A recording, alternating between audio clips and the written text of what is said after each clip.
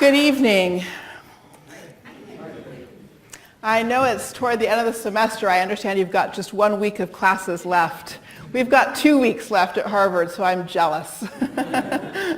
It's a pleasure to be here. Thank you so much, Anne, for your hospitality, and the whole committee that contributed to inviting me, and Kathy for your generous guidance around campus today, and also your incredibly generous introduction. I don't quite recognize myself in all those many words, but I'm very grateful for them. Thank you very much. And it's a pleasure to be here, both to be speaking on behalf of the Humanities Center and also on behalf of the College of Health and Human Services. To think of these two bodies of knowledge and expertise working in tandem is a truly invigorating opportunity. We don't typically bring these two worlds together. And that's part of what I'm going to want to talk about today, is ways in which I think that they can and should be brought together. I believe a stronger educational platform would result if we could do that. But my title starts with inequality. And so I am going to begin by asking us to revisit some of the basic facts of our current world that define the landscape we're all dealing with. What are the sources of difficulty around us? We know these things, but I think it can be good to remember concretely. So, the very fact of the remarkable rise of income inequality since the early 1980s. So you'll see that as of 2012, we reached a point where the top 10% pre-tax income share in the US had returned to the levels that it was at in just before the Depression, 1927, 1928, okay?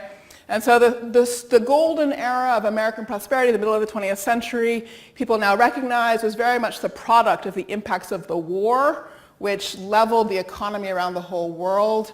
There's a question of whether or not this kind of pattern is the regular pattern and this was the exception, how you want to think about it, but whatever the case, we simply have to face the fact that income inequality has risen to significant heights which none of us had previously lived through. So this is a new experience for all of us. At the same time that income inequality rose like this, and again, so the starting point, just so you can see it here, this is 1982, right? They're going up to 2012. Tracking that is a rise in mass incarceration. Okay, this is 1981. This is when state prison populations start incredibly increasing. Again, taking us to an unprecedented level. So never in human history has there been a system of incarceration as big as the one that this country currently operates. All right? You can ask me more about that in question time if you'd like. But my first book was about punishment in ancient Athens. I've thought about punishment around the world, and over time, our system outstrips the system that apartheid South Africa had built. It is bigger in percentage terms than the system that the Soviet Union managed to build. So it's an American accomplishment. A part of the story about mass incarceration has to do with our drug laws. It's just a part of the story, but it's a really important part. Anybody know how big the American appetite for drugs is? Anybody want to hazard a guess how much money Americans spend on drugs every year? Billions.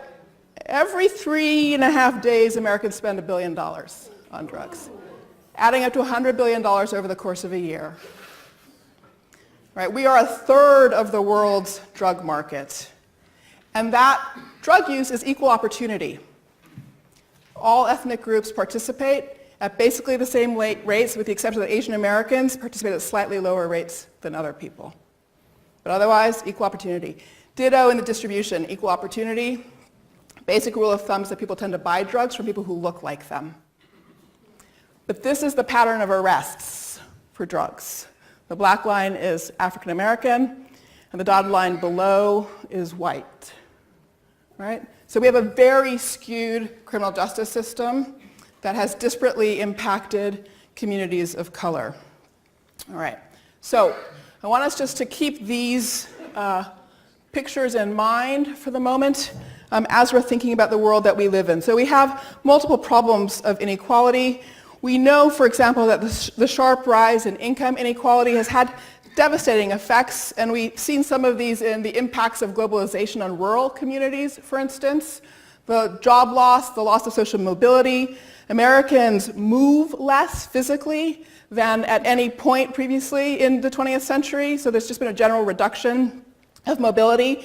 And we've seen this as well in the decline of life expectancy for white men, okay? So the story of income inequality is having really significant impacts on a lot of people, and you add to that the story of mass incarceration, and at the end of the day, if you want to think about where has the suffering really driven down to the deepest level, there's this important story, a package in the New York Times from 2015 that calculated 1.5 million missing black men in the country on the basis of combined impacts of incarceration and early death.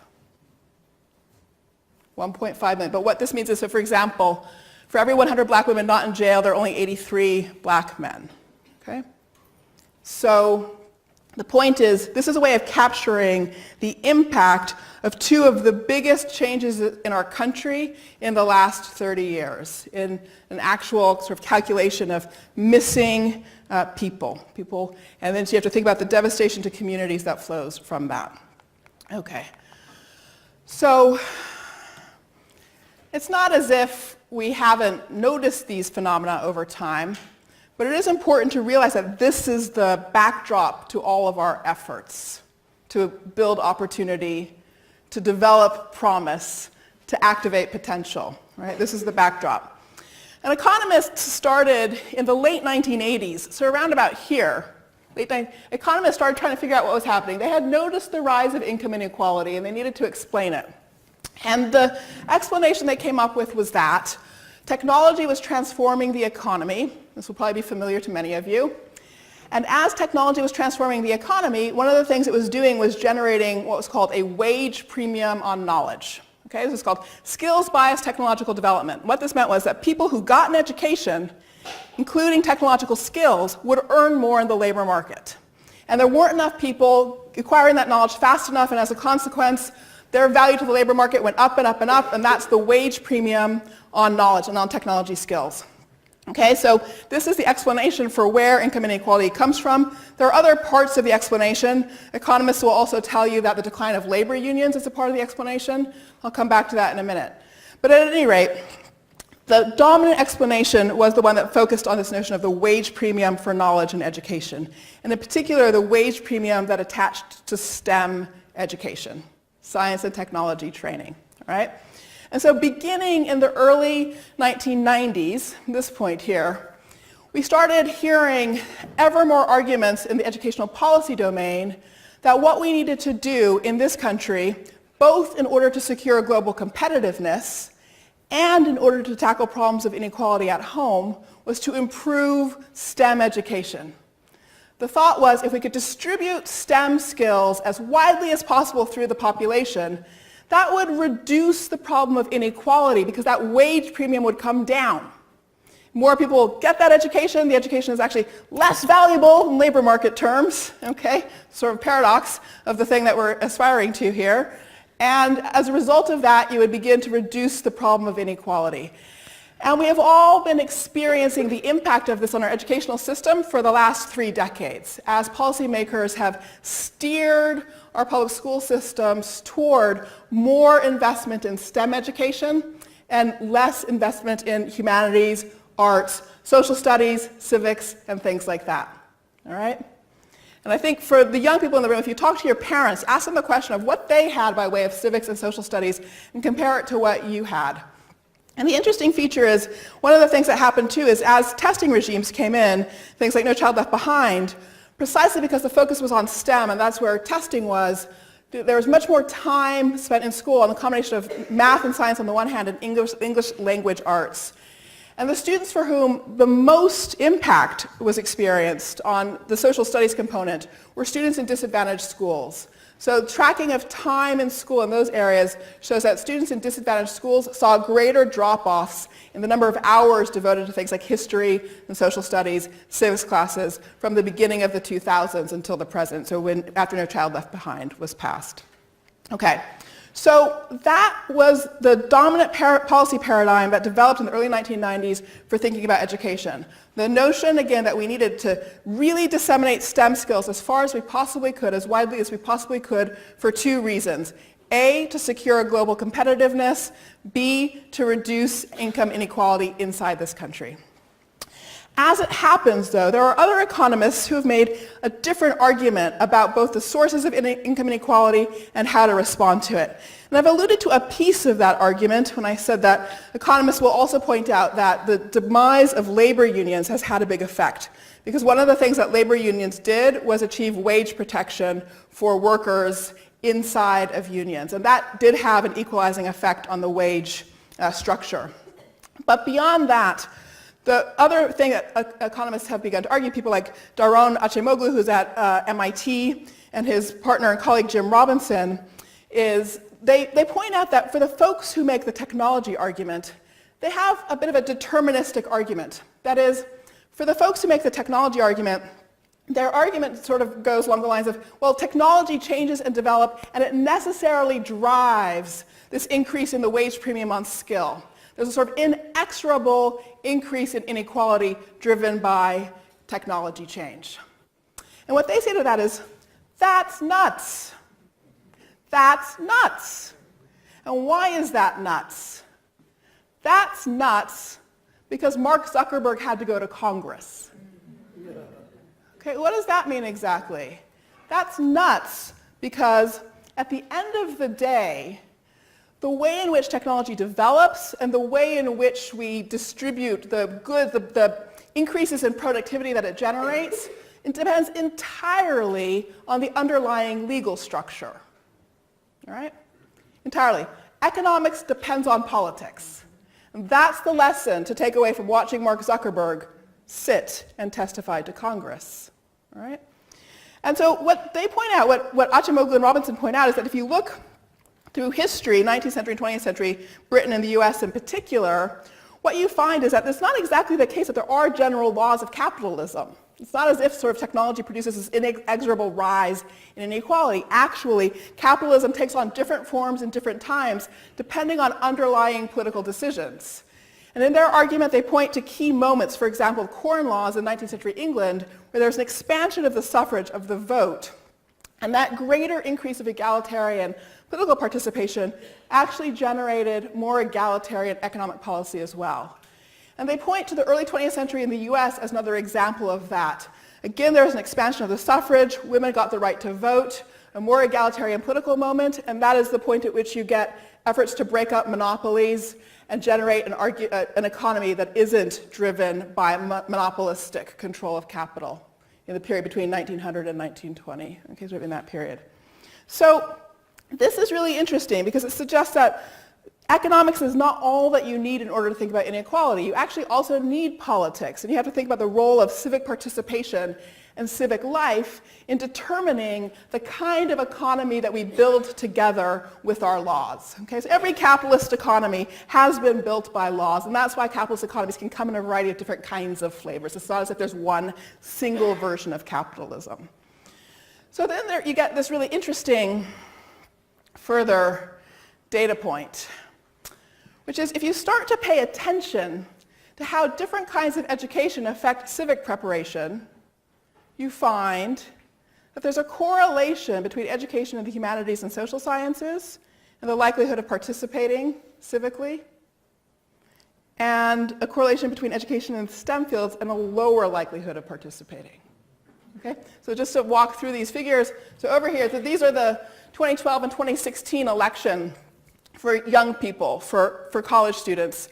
And so if we just take 2016 as an example, 53% of students majoring in the social sciences voted, okay? You come down to STEM, 43%. It's a 10% difference. It's a meaningful difference. And at this point, there's a lot of data tracking this correlation.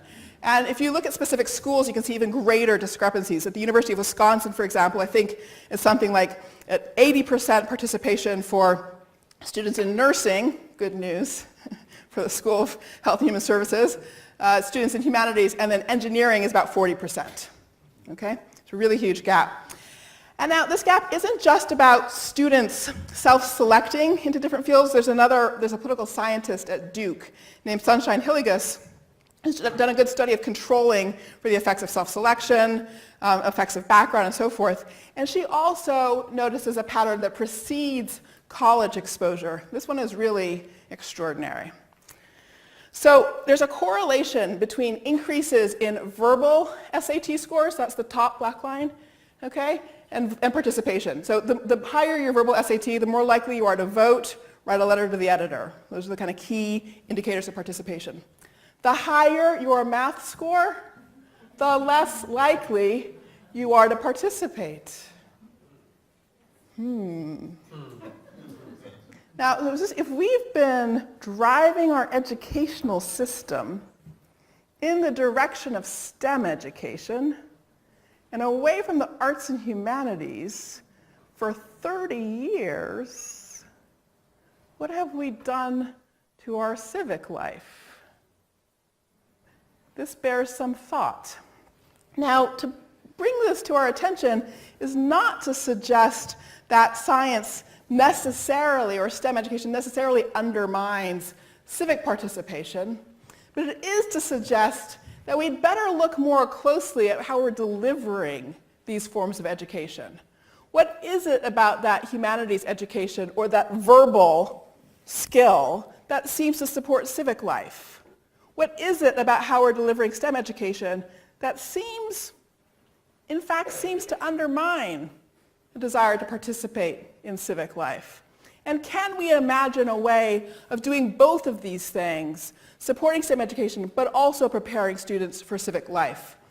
What would it take to put these things together? To answer that question, I think we have to dig more deeply into the question of what it means to prepare young people for citizenship. Right? And as I do this, remember I'm doing two things. I'm asking you to think about civic education and its content, okay? And in that regard, I'm asking you to think about each of us as equals as citizens. That's one kind of equality, okay? Political equality, right? But at the same time, I'm also suggesting that if we rebuild civic participation, rebuild political equality, it's entirely possible that we might be laying the foundation for an alternative pathway to tackling income inequality. Okay, these two kinds of equality, political equality and income inequality, are linked to each other. Okay? But so for the moment, I'm going to put the issue of income inequality aside, and I'm going to switch over to thinking about political equality and think about how it is, again, that we build up the capacity of young people to be successful as civic agents. Now, before I dive into this, I also want to make one other point about the term equality. We throw it around, in all honesty. I like equality better than inequality, okay? I think most of us do, that's true, but we always start by thinking about inequality. And I find that the result of that is that we actually forget to ask ourselves what we mean by the concept of equality. But if you care about inequality, then you should know an answer to the question of what you think equality should be about. And that requires us then to be a bit more careful in our thinking than we typically are. Because the fact is that the concept of equality comes in a number of variants. And it's always worth sorting out which variant a person is talking about. Are they talking about something economic? That's sort of where I started, right? Talking about income. Are they talking about political equality? The role of citizens in government, the capacity of people to be self-governing, to be sovereign in relationship to their political institutions. Is the person talking about social equality, how we all interact with each other in our daily lives and in our organizations, how we build our frameworks for working together? Are we talking about basic moral equality, basic human equality, the fact that at the end of the day, each of us as a human being shares something fundamental? Which of these versions of equality are we talking about? So keep that question in mind. So I'm now going to dive into the topic of political equality and how it is that we do build up that capacity for citizenship. To do that, I'm going to invite you to join me in revisiting the Declaration of Independence, right? And I have to apologize to some of you who are here because some of you heard me ad nauseum earlier today on this subject. But I'm sorry, I have to do it again, Okay? The reason is because the second sentence of the Declaration of Independence tells you everything you need to know about what citizenship is and what it takes to be prepared for it. You gonna buy that claim? That was a big claim. All right, so let's test that claim. Okay? Second sentence of the Declaration. We hold these truths to be self-evident, that all men are created equal, that they are endowed by their Creator with certain unalienable rights, that among these rights are life, liberty, and the pursuit of happiness, that to secure these rights, governments are instituted among men, deriving their just powers from the consent of the governed. That whenever any form of government becomes destructive of these ends, it is the right of the people to alter or to abolish it and to institute new government, laying its foundation on such principle and organizing its power in such form as to them, us, shall seem most likely to effect our safety and happiness. Who remembered it was that long? There's a long story about why we don't remember that it was that long, but that is indeed how long that sentence is. That's how Jefferson wrote it. Adams wrote out a version of the sentence as well. It's that long sentence. There's no period after pursuit of happiness. That's an error that came in because of an eager newspaper man. Okay? Fake news, as they say these days. All right? It's one sentence. There's a lot that I could say about that sentence. I could talk about how it is an argument for a right of revolution. I could talk about a lot in it. But what I want to focus on is what it tells us about the job of being a citizen and the kind of education that you need in order to fulfill that responsibility. The job really comes in the last clause. Whenever any form of government becomes destructive of these ends, what were those again? Securing rights. Okay. Whenever any form of government fails to secure our rights, it's our job to alter or abolish it.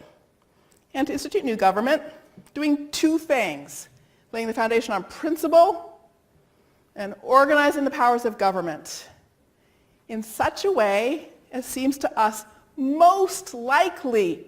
Ooh, we're not going to know for sure. It's going to be a probabilistic judgment, not like science. As seems to us most likely, that's the best we can do to affect our safety and happiness. Ours, together. Whoa, that's crazy. We hate each other so much. How could that possibly be? How do we get from that hate to our safety and happiness? Okay, so what was in all of that? Whenever any form of government, we have to be able to diagnose our circumstances. We have to be able to think about, is our government securing our rights? And to ask that question, we have to figure out, well, what are those rights exactly that our government is supposed to be securing? Well, the sentence gave us a little guidance. Among these, it's a set of examples. Among these are life, liberty, and the pursuit of happiness. Ooh, okay, among these. So this gives me an example of how to think about the question of what my basic rights are, but it also tells me it's my job to have a view, to have an opinion about that question. I have to learn how to think about rights. I have to learn how to think about what it means for a human being to pursue happiness. Ooh, where do I learn that? Ooh, was that philosophy course? Was that literature course? How do I learn when a government is failing to secure rights? Was that history course? Or that political science course? Or maybe that anthropology course? Maybe so, maybe so. Maybe that's where I learned that. And so once I know whether the government is securing my rights, and I have to admit, when I look at this, I know this government is not securing a foundation for the life, liberty, and pursuit of happiness of everybody. This tells us our country is not flourishing. Other things also tell us our country is not flourishing. The decline of life expectancy for white men tells us our country is not flourishing. Okay? But these things do tell us that our country is not flourishing. And it's our job to figure out, what was that again? So whenever a government's not securing that basic framework that supports our flourishing, then it's our job to figure out how to alter or abolish it. Let me just say a quick word about alter or abolish, because people get really nervous when they hear that phrase, because they think I'm saying, okay, it's time for revolution. I'm not saying it's time for revolution, okay? Let me be very clear about that. Alter or abolish. And in fact, the next sentence after this in the Declaration goes immediately to say, government should not be changed for light and transient causes. Okay? So you got to understand really what does it take to think about when you alter, when you abolish. You alter, you only decide to abolish once you've put at least decades of consistent work on a specific thing into altering.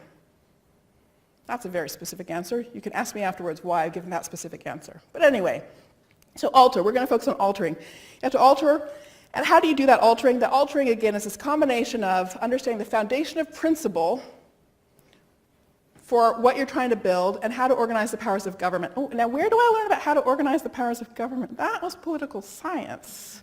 That's right, not engineering. No, they organize the powers of physics.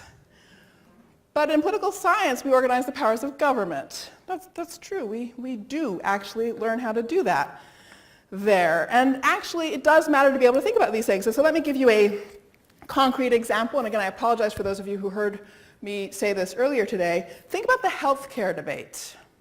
Okay, think about the healthcare debate. Analyze the healthcare debate in terms of the second sentence of the Declaration. You do that, and you got to split it into the question of principle and the question of how you organize the powers of government. The question of principle is healthcare a basic right? That's the question. And if you think about it that way, you realize pretty much all the Democrats say yes, and half of the Republicans say yes. Interesting, because I don't know if you read the Better Way healthcare plan that Ryan put out, but in fact, it did make the argument that there was a right to access to healthcare. Okay? But then there's another half of the Republicans that do not think there's a right to healthcare. But that's the spread of opinion. That's the conversation about that principle, matter of principle. And then this debate about, do we want the Affordable Care Act, or do we want Medicare for all, or do we want the Better Way plan from the Republicans, which was a complicated rearrangement of insurance markets in the states, or do we want no government in healthcare at all? That's a debate about how to organize the powers of government. Okay? But you have to have a view on the matter of principle. And then you can figure out, given that principle, which is the best way of organizing the powers of government. All right? Now, I think I can understand why, if all I ever had was math and science classes, I'd find this hard to think about.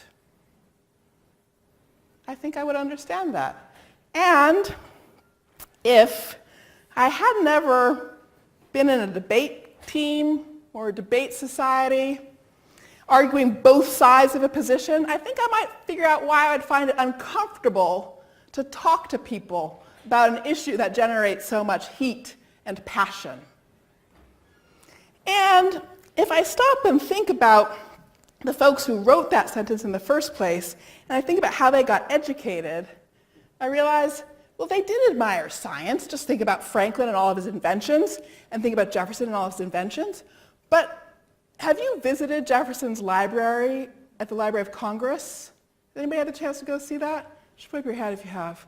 A few of you. It's a beautiful thing. They've set it up in this kind of sort of like snail-like structure. History, philosophy, literature, rhetoric, theology, and an amazing array of books about cultures all over the world.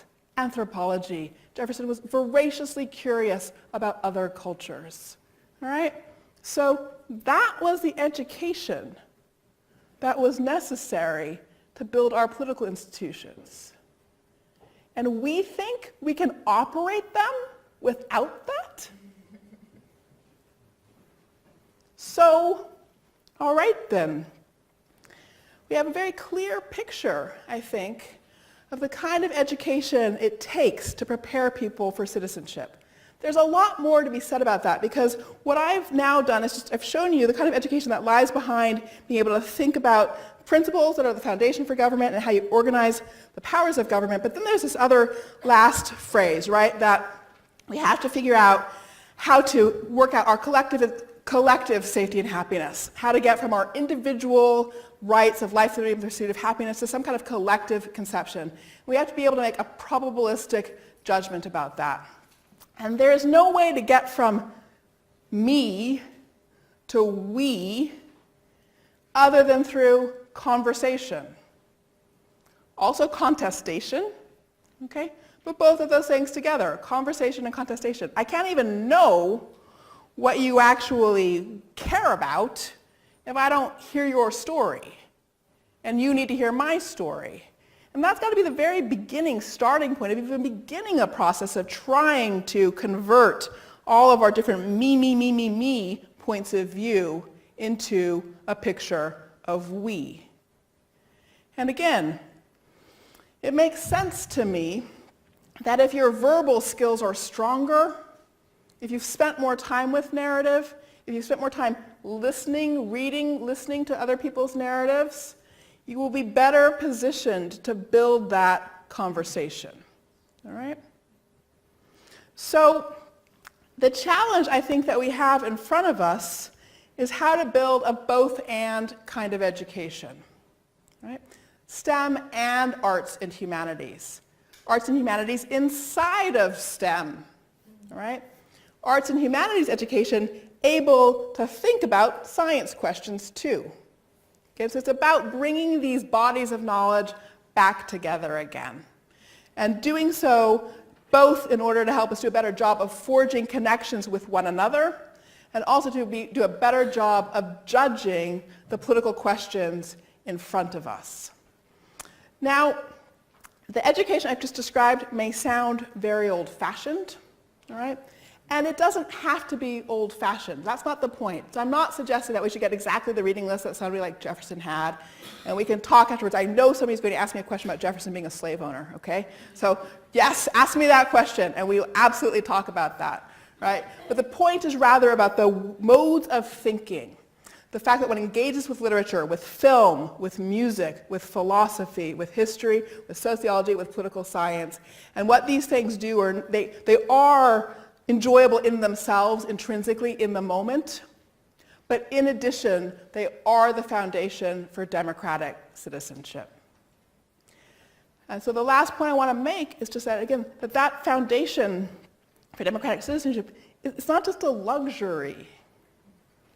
It's not a luxury.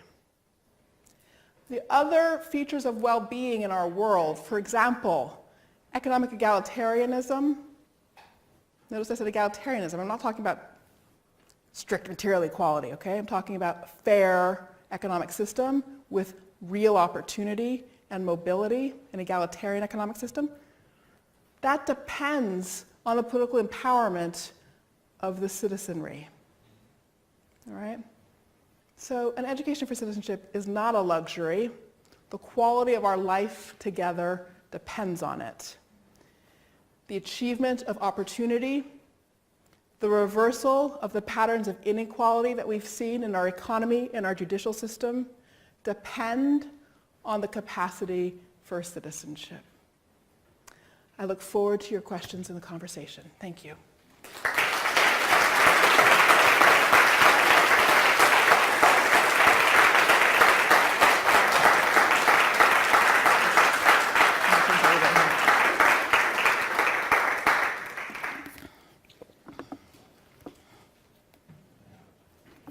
Yes, please.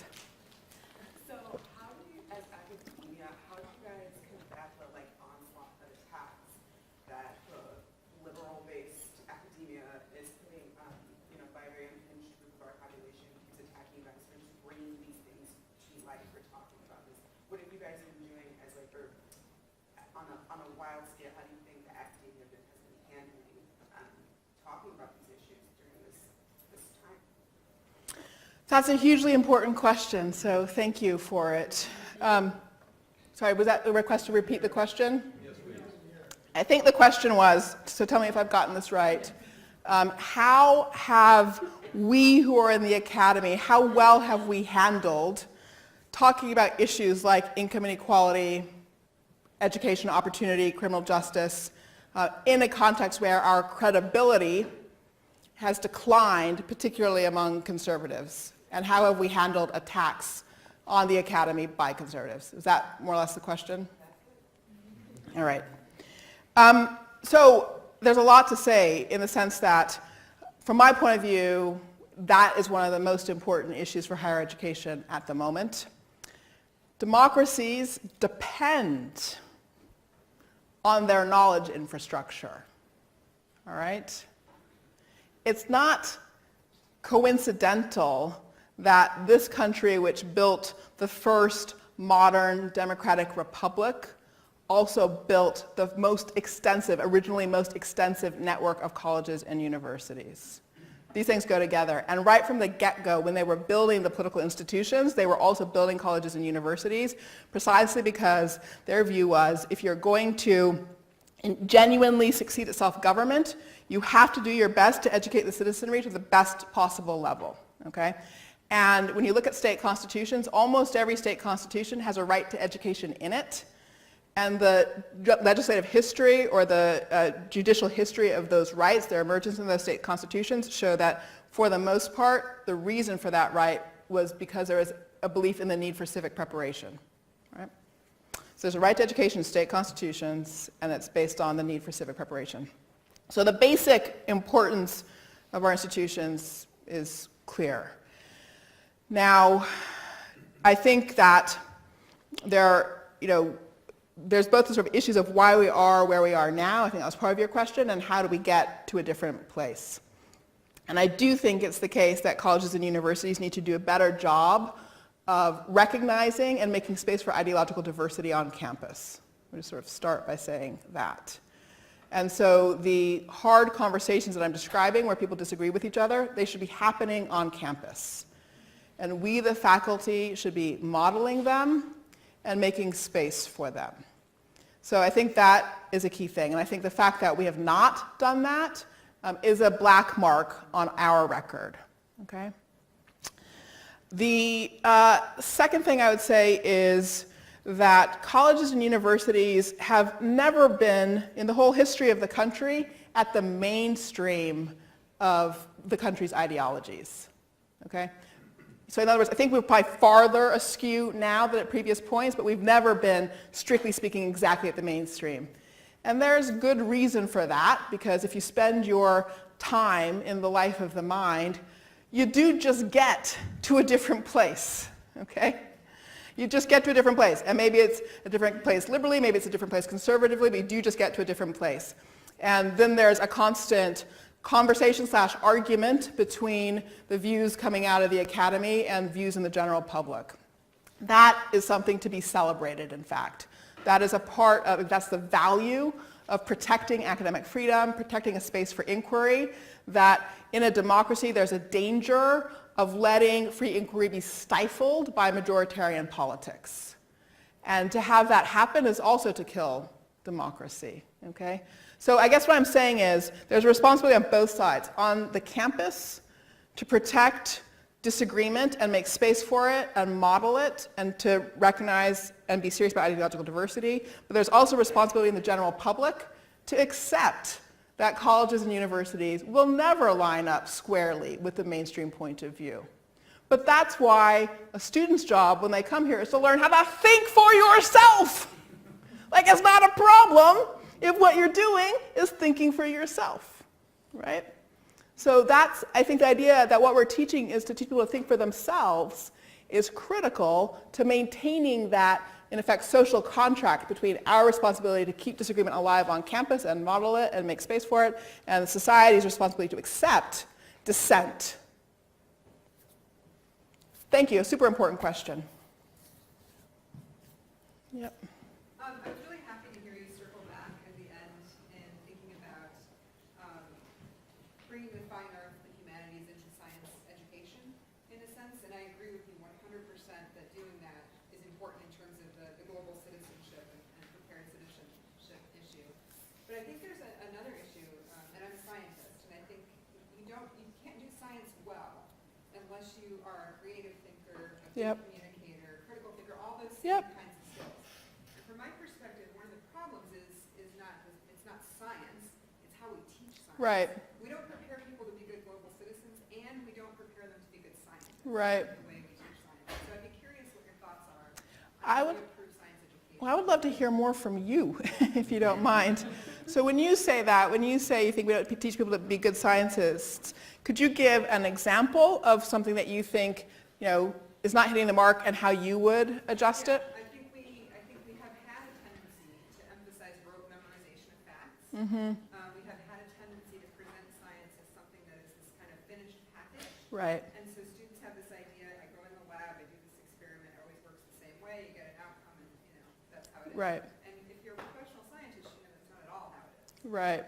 But we don't teach in that way. We teach in this very linear, Mm-hmm. memorization kind of focused way. Mm-hmm. For the most part.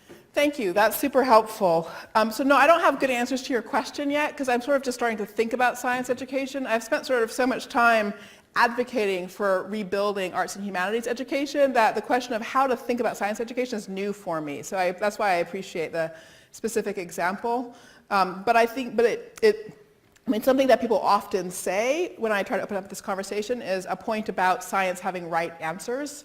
And I guess I would wonder, which I know for a professional scientist is much more complicated than that, does that affect how we teach science, however? I mean, I think it should. I think we teach science as if there is an answer. You do an experiment, there's an answer. Right. And that's really not how science works in practice. It's an ever-expanding body of knowledge, and there's a lot of uncertainty, and there is a lot of trying to balance two ideas against each other and understand incomplete information, how to put that together and make sense of it. Right. We don't teach that, I don't think. Right. In at least traditional ways of teaching science. Right. That was nicely said. You know a lot more about science ed than me. Right. How to make sense of incomplete information and make judgments about it, make sense of it. That's very helpful. Thank you. I want to put a footnote on that comment real fast, if you don't mind, because it's important. Because I think one of the things that happens is when a humanist comes along and says, about science, they think there's always an answer, and we're the folks who think there's not an answer. What people hear is, oh, you humanists are relativists. That's not what I'm saying. And so I want to be very clear about what I am actually saying. And it goes back to, again, the formulation in the Declaration that our job is to figure out what is most likely to affect our safety and happiness. So we make a probabilistic judgment, okay? And it could be wrong, but if it could be wrong, if we could have gotten it wrong, right, it turns out we screwed up, it wasn't the most likely thing, it was unlikely, then that also means there is a better answer, okay? And so experimentally, you work your way to ever better answers is the idea. And the way this kind of moral position, it is not relativism, it is what is described as pragmatism, and it is a pragmatism characterized by two key commitments. Fallibilism, you start from the presumption that you might get something wrong, and corrigibilism. You start from the presumption it's your job to correct what you've gotten wrong. But the very commitment to correction means that you do have an implicit way of making judgments about better and worse, or good and bad. And again, the Declaration gives us the language for that because the language of happiness is a way of capturing an aspiration for human flourishing. And so the relevant kind of work I'm talking about is where we are trying to understand the bases of human flourishing. We make our best judgment about the basis for human flourishing, knowing both that we might be wrong about that judgment and that we'll have to correct it if we are wrong. But we can use our own experience and the experience of people around us in order to judge whether or not there is flourishing. And so my use of this slide is an example of that. I can point to this and I can say, I know human beings can flourish better than this. I know this is not flourishing. So I cannot tell you what the good life is for every single one of these 1.5 million black men. I can't tell you that answer, but I can tell you that there's a better version of human flourishing that should be available to them than we have achieved. And we move forward from there. Yeah. So our job in the academy in part is to foster change and clear thinking about how to achieve that. But we have limited leverage because what do we get? Maybe 25% participation out of our society. Yes, we get to teach the teachers, so that's a little leverage, but bottom line, we don't really affect even the majority of people in any direct way. What can we do? So I would actually dispute that characterization of the reach of the impact. So yes, the population in higher education is 25%, but that population is networked to a much bigger population. And yes, that population goes into the professions. Anybody who's in a profession bears partial responsibility for how the organizations of that profession are shaped. I said to somebody earlier today, I've been reading a lot of Martin Luther King lately because of the 50th anniversary. And we tend to focus on his kind of big picture reforms, sort of Civil Rights Act, Voting Rights Act, the big march on Washington and so forth. But actually, when you read a lot of his speeches, you realize one of his key arguments was that if every single organization in civil society could reorganize itself around, in his words, the ethical demand of brotherhood, the whole society would change. Now, to figure out what the ethical demand of brotherhood is, that's, sounds a little vague. There's lots that we could say about that, but the point is just that even in our own organizations, if we can turn them into places that are supporting opportunity, making opportunity real, building a platform for opportunity, and providing a model for other organizations, we are seeds of transformation. So even what we do in the structure of a university matters in that regard. Yeah. In the very, very back, I think yeah. Yeah, I simply had a question about how do you know that the difference, that it's a result of education, the difference in engagement in citizenship between professionals in STEM and professionals in humanity is the result of the education rather than simply being the fact that those disciplines attract different kinds of people to begin with, that they'll never have any interest in politics. Yep. They have interest in science and engineering and whatnot. Yep. No, absolutely. So this Sunshine Hilligus article here is a terrific piece of scholarship, and she controls for all of those issues. So it's true that in this data hasn't been cleaned up and sorted out that way. This is just a correlation. And yes, there surely are self-selection effects affecting this. But this article, I didn't give you her other charts because she also does study courses in college and how that connects to what people do. And she controls for scientists taking social sciences courses, scientists not taking any, et cetera. And so she does a lot of work to control for the self-selection issue, as well as controlling for socioeconomic background and things like that. So, yeah, thank you. Let's see. And I'm sorry, there's another one in the very back. Yep. My question is connected because in this study of participation as indicated by voting, was the university students, all students who could vote, at the universities where I've worked, STEM disciplines often attract international students who are not going to vote. Right. They are more attractive. They often are more prepared for those disciplines than our native students, or at least in the places where I've worked. Yeah. I haven't actually checked that specifically, but I would be surprised if they hadn't limited it to eligible voters. I mean, the folks who did this study are some of the best surveyors of civic participation in the country, so my guess would be, I haven't actually checked, but my guess would be that yes, they have limited it to eligible voters. Yeah, that would be my guess. Yeah, yeah. Yes. I'd like to press you on your focus on higher education as opposed to public schools.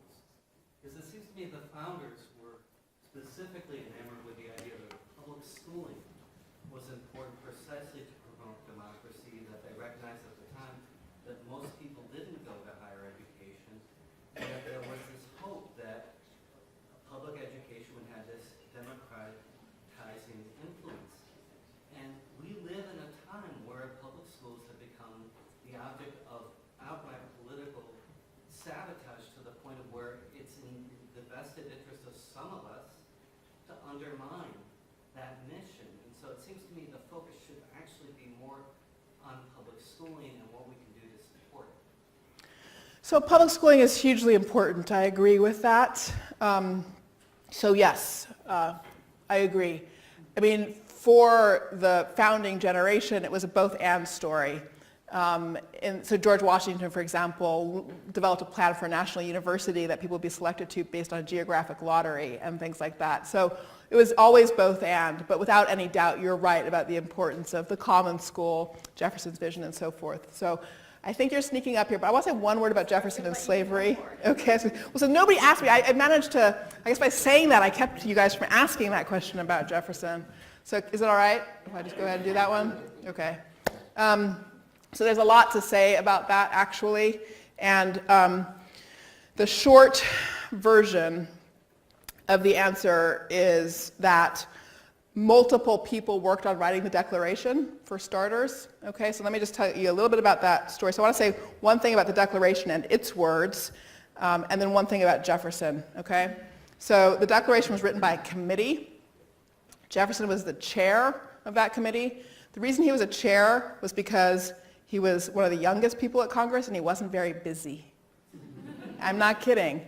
John Adams was the person who was doing most of the work driving this process, along with Richard Henry Lee of Virginia. They were on all kinds of committees, those two. They were the ones who built the intellectual architecture of declaring independence and the first set of documents, Articles of Confederation and things like that. Pursuit of happiness comes from Adams, not from Jefferson. There's a lot of ways in which you can point to Adams's influence. He was from Massachusetts, never owned slaves, thought slavery was a bad thing, okay?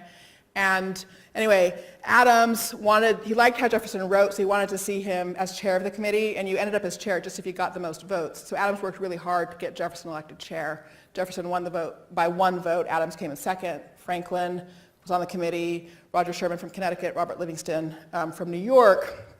And the point of all of this is just to say that there's a lot I could tell you about all the process that generated the Declaration. And again, somebody heard me say this earlier today. You know, the big lesson about our kind of fixation on Jefferson and the Declaration is that if you want credit for something, put it on your tombstone. Because that's what happened. His tombstone says, author, Declaration of Independence. And that's why we think he's the person to focus on. Okay, yes, he was the chair of the committee. Yes, he drafted the first draft.